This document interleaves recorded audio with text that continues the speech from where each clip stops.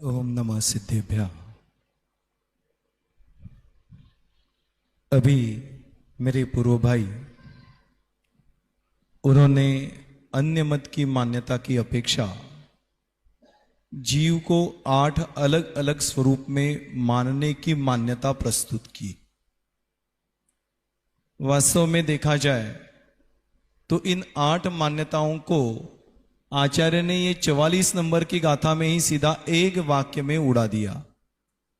ये विषय ऐसा है कि पहले तो अध्यवसानादि भाव पुद्गल क्यों, कैसे और किसके, उसमें बात ऐसी है कि ऐसे जब अभी भाई साहब ने बोला कि सामने तो अन्य मतवादी भी थे, उनकी मान्यताओं को एक अपनी मान्यता से खंडित करने की अपेक्षा परमत का कल्याण और स्वमत का मंडन, इस अपेक्षा से इस विषय को लिखा था। इसमें 44 नंबर की गाथा में बताया एदे सव्वे भावा पुग्गल परिणाम परिणप्पा।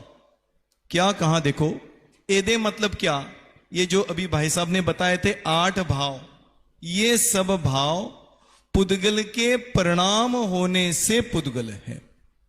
केवली जिन्हें ही भणिया, ये केवली भगवंतों ने कहा है, कहते जीवोत्ति उच्चत्ति, इनको जीव कैसे कहा जाता है। मेरा भाव भी यही है, विषय भी यही है कि अध्यवसान आदि भाव पुद्गल है। पुद्गल क्यों है, तो पहली गाथा में बताया कि केवली भगवान ने इसको पुद्गल द्रव्य के परिणाम कहे, इसलिए पुद्गल है।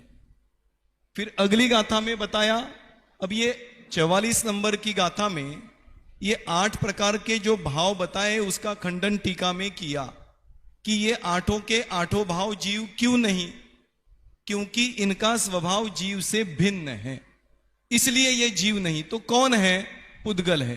तो पुद्गल क्यों, तो केवली भगवान ने कहा, इसलिए पहले बात पुद्गल के परिणाम होने से पुद्गल है।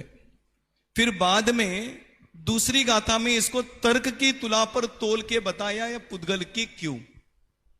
अट्ठविह पिय कम्मम सौव पोगलमय जिना वेंती। ये 8वीं कम्मम 8 प्रकार के कर्म सब पुद्गलमय है, ऐसे जिनेन्द्र भगवान ने कहा है। जस फलम तब उच्चति, और उसके फल को भी पुद्गल कह दिया। अब ये बात हमें समझने की है कि कर्म 8 प्रकार के कर्म पुद्गलमय है, और ये अध्यवसान आदि भाव इन कर्मों के फल है। मुझे बताइए, आम का पेड़ होता है, आम के पेड़ पर कौन सा फल लगेगा? नींबू लगेगा, संतरा लगेगा? नहीं, आम के पेड़ पर आम का ही फल लगेगा। हम थोड़े शास्त्रीय भाषा से उदाहरण समझे कि म्लेच्छ दंपत्ति है, म्लेच्छ दंपत्ति को पुत्र हुआ, उस पुत्र को क्या कहेंगे? आर्य कहेंगे कि म्लेच्छ कहेंगे? म्लेच्छ के दंपत्ति का फल भी म्लेच्छ है, आम वृक्ष के फल भी आम ही है। इसी प्रकार से पुद्गल कर्म के द्वारा होने वाले अध्यवसान आदि भाव पुद्गल के फल है, इसीलिए पुद्गल है। अध्यवसान आदि भाव को पुद्गल कहने का कारण क्या? क्योंकि अध्यवसान आदि भाव ये कर्म के द्वारा उत्पन्न होते हैं और कर्म पुद्गल है, इसलिए वो उसका फल भी पुद्गल है।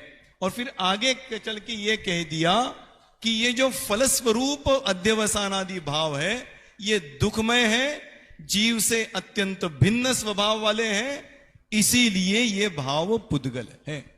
इस प्रकार से 2 गाथाओं के माध्यम से अध्यवसानादि भाव को अर्यंतों का आधार लेके पुद्गलमय कह दिया, और दूसरी गाथा में पुद्गल कर्म का फल होने से वो पुद्गल है, ऐसा कह दिया। इस प्रकार से अध्यवसानादि भाव को पुद्गल सिद्ध कर दिया। जब यह सिद्ध किया तो फिर दोबारा एक शिष्य प्रश्न पूछता है कि आप इसको पुद्गल तो कह रहे हो, लेकिन जिनवाणी में ही इसको जीव कह दिया है। या तो जिनवाणी झूठी कह लो, या आप जो बोल रहे हैं वो बात झूठी हो जाएगी।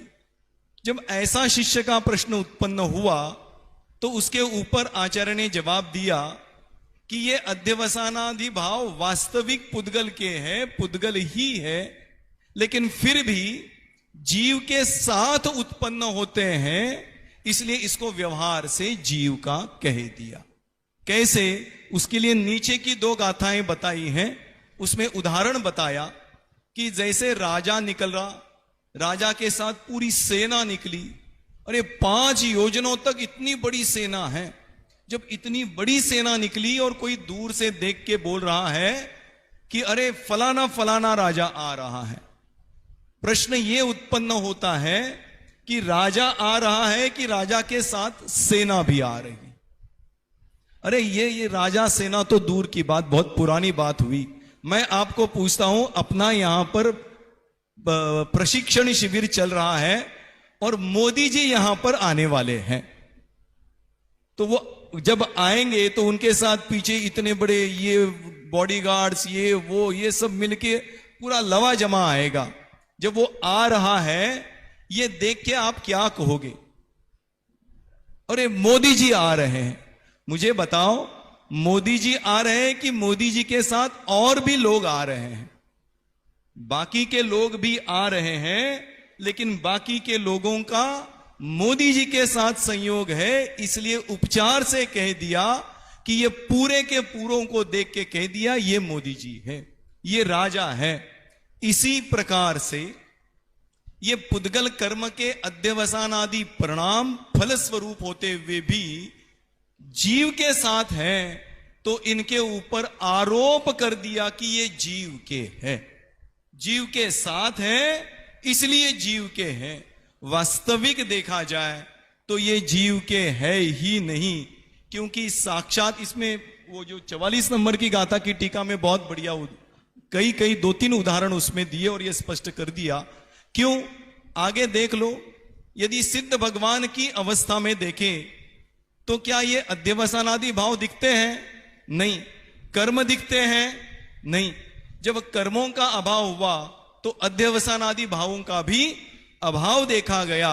इसका मतलब ये कि ये कर्म जनित है, कर्म जनित होने के कारण इसका कारण कर्म है, और कारणानुविधायी कार्याणि, इस अपेक्षा कारण पुद्गल है तो कार्य भी पुद्गल ही होना चाहिए।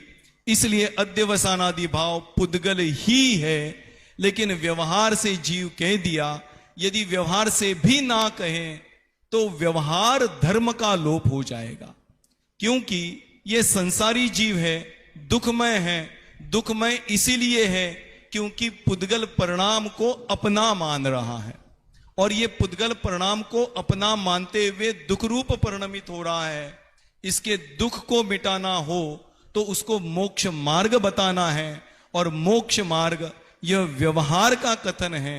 इसीलिए यदि व्यवहार से भी इसको जीव ना कहें तो मोक्ष मार्ग का लोप होगा, और मोक्ष मार्ग का लोप होगा तो मोक्ष का भी लोप होगा।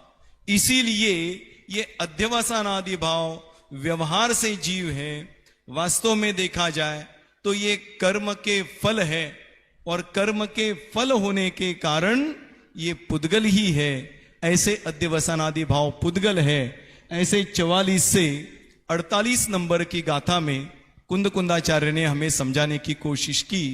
इसका प्रयोजन भी यह था कि ये पुद्गल के जब तक नहीं मानोगे तब तक इससे दूर नहीं होंगे, और जब तक दूर नहीं होंगे तब तक हम अपना आत्मकल्याण नहीं कर सकते। इसीलिए इनको पुद्गल का समझकर अपने स्वरूप की ओर अग्रसर होना, समर्पित होना, यही इन गाथाओं का उद्देश्य और फल है। इस प्रकार से ये पुद्गल परिणाममय अध्यवसानादि भाव मतलब क्या, ये भी थोड़ा सा बता दूं कि अध्यवसानादि भाव मतलब क्या। ये 8 प्रकार के भाव जो भाई साहब ने बताए, मात्र इतने ही अध्यवसानादि भाव है। ये 8 तो उदाहरण स्वरूप कहे गए। अरे अध्यवसानादि भाव 8 है, संख्यात है, असंख्यात है और अनंत भी है, क्योंकि जितने भी परिणाम स्व को छोड़ के हो रहे हैं। अरे एक बात और भी बताऊं, ये समझना यहां पर आप शिविर में आके बैठे हो, ये चर्चा सुन रहे हो, ये चर्चामय परिणाम जो हो रहे हैं, ये मुझे बताओ परिणाम धर्ममय है कि अध्यवसानमय है? अरे ये सुखी दुखी मैं रंग कराओ, ये तो अध्यवसान आदि परिणाम है, इसमें कोई शंका नहीं। लेकिन आगे चलकर ये शुभ परिणाम को भी अध्यवसान आदि परिणाम में गर्भित किया गया, क्योंकि शुभ परिणाम भी शुद्ध परिणाम तक पहुंचने के लिए बाधक है, और जो बाधक है वो सब अध्यवसान आदि परिणाम है, इनसे भिन्न आत्मा का स्वरूप है। ये जब हम समझेंगे तो अपने आप इस पुद्गल से भिन्न होकर आत्म स्वरूप को प्राप्त करेंगे। इतना कह के मैं यही विराम लेता हूं।